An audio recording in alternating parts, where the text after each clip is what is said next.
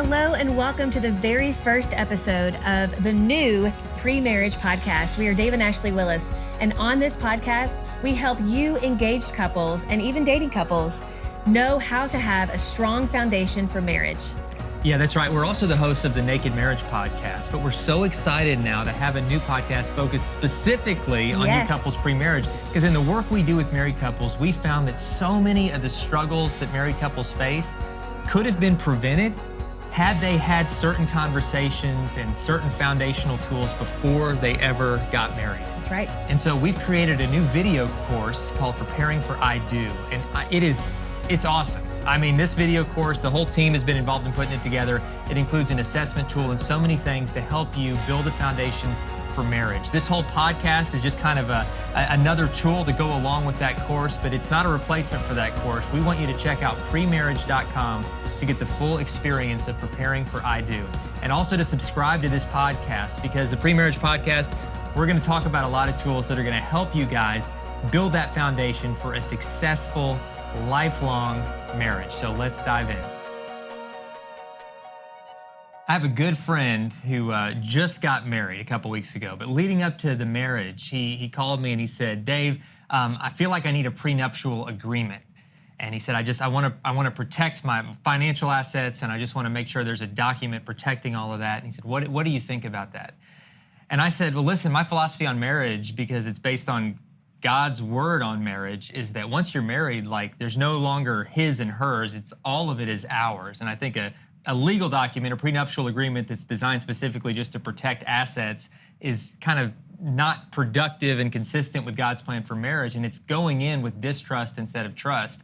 I said, but I do think every marriage needs some prenuptial agreements, not in terms of a legal document, but in terms of conversations you two have together, where together you're becoming united on what is your marriage going to look like after you say I do. Yeah. And that's what this episode is about, like having those conversations of what's our family going to look like? What is our dream for our finances? What is our dream for our life together? And let's come to agreement on that instead of just saying, oh, we'll figure it all out later. Because if you'll talk about it now, it could save you a world of arguments and frustration later on down the road.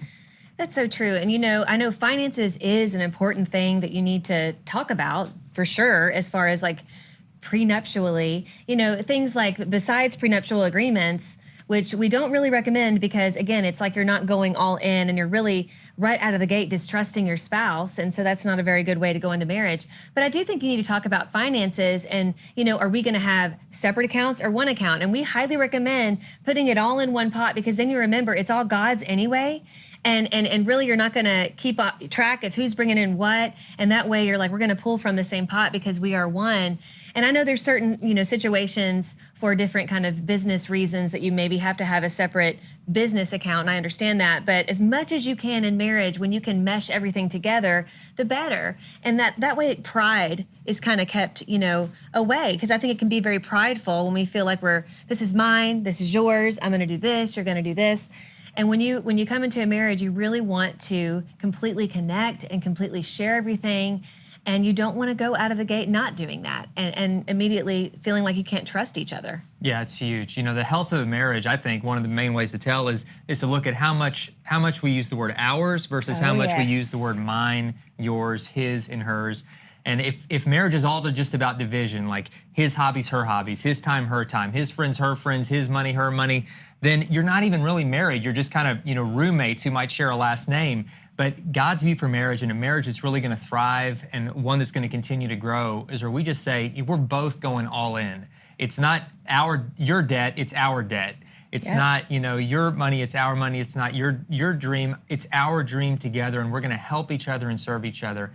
And so the conversations about money is a big part of that. It's part of the Preparing for I Do course, which this whole podcast is really designed to just kind of help point you there, because that's where we give a complete and holistic plan to help you build a foundation for marriage. But part of that Preparing for I Do course, which you can find at premarriage.com, is an assessment that will guide you through these questions to ask that really are that perfect prenuptial agreement. It's about money, it's about kids, it's about all these topics. How are we going to deal with this? Who's going to do what chores? Who's going to Where are we going to spend holidays, to talk through those things. And we can't talk about all of them here, but we want to talk about a few of them even right here on this video. And in addition to money, another big thing to talk about prenuptially is children. Absolutely. How many we're going to have, or if you're entering into the situation and it's maybe a blended family situation, right? What your dreams and vision are for that.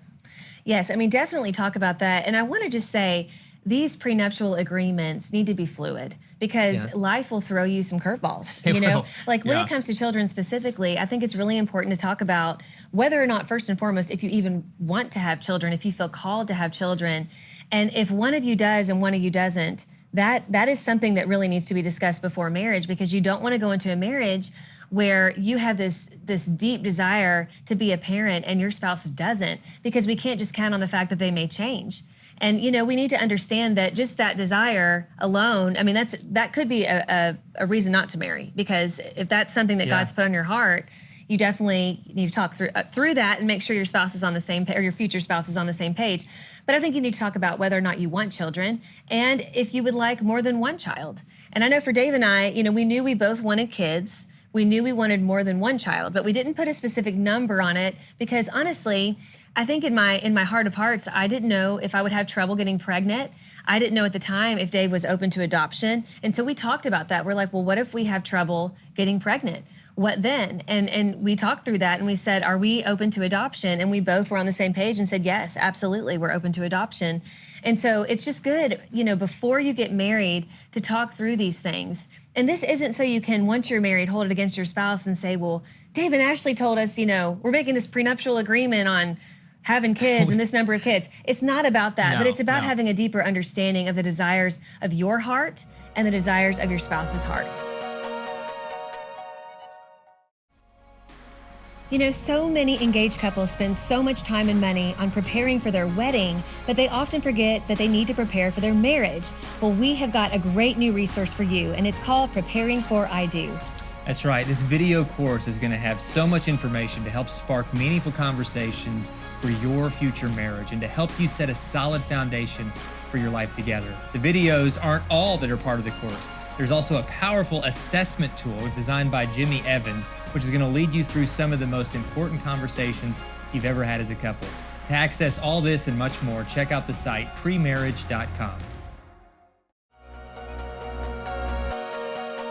The main prenuptial agreement to come to is that we're always going to love each other. We're going to be committed to each other no matter what. We're going to be respectful to each other, even in disagreements. Yes. We're going to both build our lives on, you got to decide what the foundation is, what the final word is going to be in your marriage. And both of us are followers of Jesus, and we decided early on, and it was an easy choice, and really the best choice we made for our marriage is the Bible is going to be our marriage manual. Like, that's going to be our guidebook.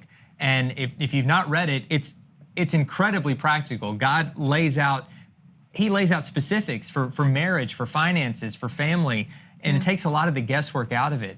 But if you and your spouse are coming to marriage from completely different worldviews, these are important conversations that you have to have right now, because that is what leads to so much confusion and dissension and division later on down the road, is you're operating from completely different value systems and worldviews, and you've got to beforehand understand where each other is coming from.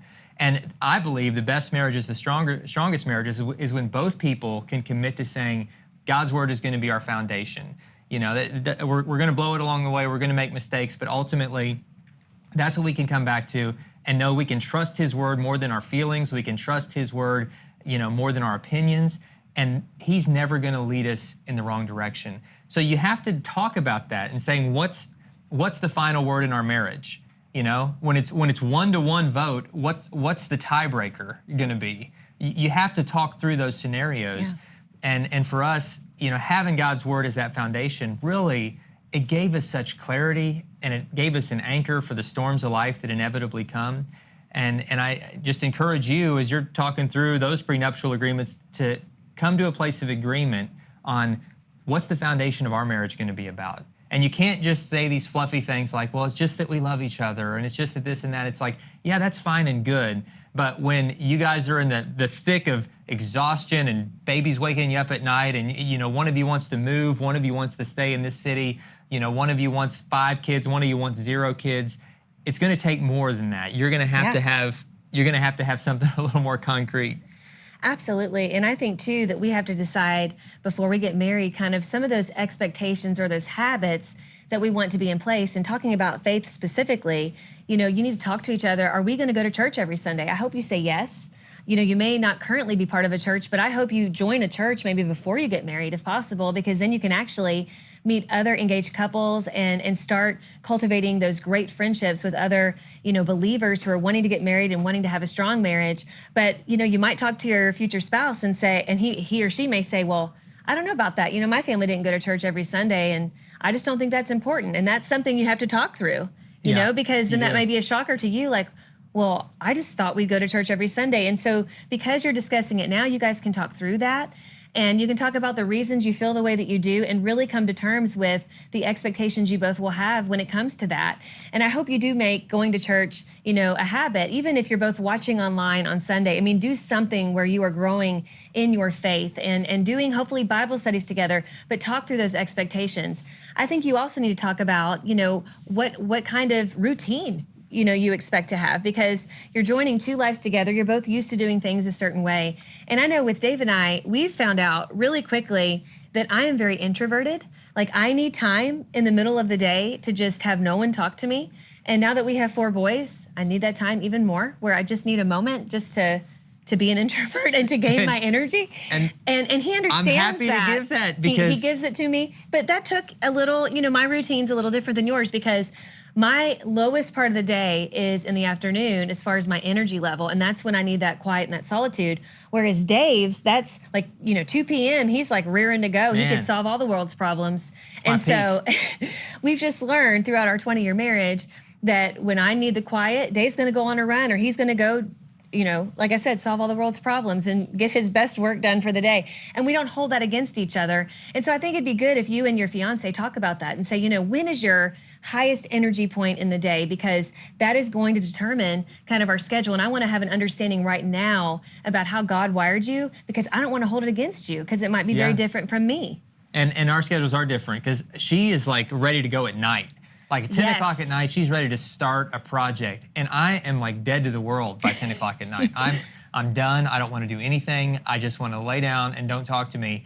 And early in our marriage, it would frustrate her so much that she's like, why don't you want to paint this wall with me at 10 p.m.? I'm like, because it's 10 p.m. and I want to go to sleep and get up. And so both of us had to learn that rhythm of mutual respect. And here's where part of your prenuptial agreements have to come in, is to never, ever say, you're wrong because you're different than me. God made you different. He wired you up differently. You have different personalities, different needs. Your spouse, your partner, they're going to need things you don't need. They might need to sleep in a different schedule than you do. They might need to eat at a different schedule than you do. Their sex drive might be significantly higher than yours. And you need to have these conversations about, what are we going to do to meet each other's needs? Because it's not that there's anything wrong with you that you're wired up differently than I am. But at the same time, we need to acknowledge that in our differences, we have to find ways to serve each other, to respect each other, and to help each other be at our best. And so what is life going to look like for us to do that, instead of me trying to change you or you trying to change me? Because if you want a miserable marriage, then go into it thinking that you can change your spouse. That is the recipe for misery and for frustration. Do you want a happy marriage? Go into it with the mindset of, I'm going to serve my spouse every day. And it's going to be a privilege for me to be able to show my love to him or her by how I serve. And that's really what love in action looks like, is in serving each other. And there's going to be a lot of that from both of you in the days ahead. I think another prenuptial agreement that all couples need to make before they're married is knowing that your time, your first priority, is going to be with your spouse, you know, because you're going to be used to having total control over your schedule going into marriage. And all of a sudden you're putting your lives together and it's not all about you and what you want to do. You have this person that you constantly need to be in contact with and really checking, like, okay, I had this plan to go do this. Is this okay with you? And I know this is kind of a hot button topic because people are like, well, I'm a grown person, I shouldn't have to check with my spouse. Well, then don't get married, because why would you? I mean, you're joining your life with someone else. And so whenever, I want to do something, I'm going to go to Dave first and be like, hey, I was thinking about doing this with my friends on this day. Was there something that we had planned that I'm forgetting, because I want to make sure that it's okay with you? And now that we have children, that's very practical too, because there's all these people who are depending on us, and we have to make sure it's okay. So going into marriage, talk about that and say, hey, I have this really close-knit group of friends that I really like to get with weekly. We tend to do this on Wednesday, afternoons. Is that okay? Like, is that going to work with your schedule? Because if not, I'm going to talk to my friends and we're going to adjust, because you are my priority. And, you constantly want to affirm that your spouse is your priority. Doesn't mean you don't need your friendships. We all need friendships. Friendships enrich our lives and they make us better. And this person sitting next to me can't fulfill all of my needs. It's not meant to be that way. Yeah. And God is really our number one, but right underneath God is our spouse.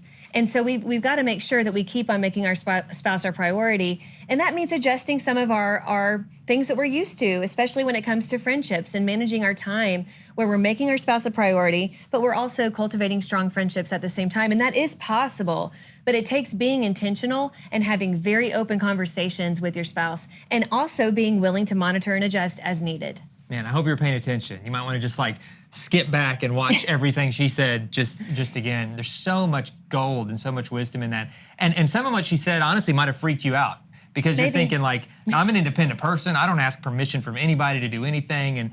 And that mindset is pride. And pride is the undoing of marriages. Pride is the cause of every single divorce. All the other stuff is just symptoms of it. Pride's that voice that says, I can do things my way. I don't have to ask anybody permission.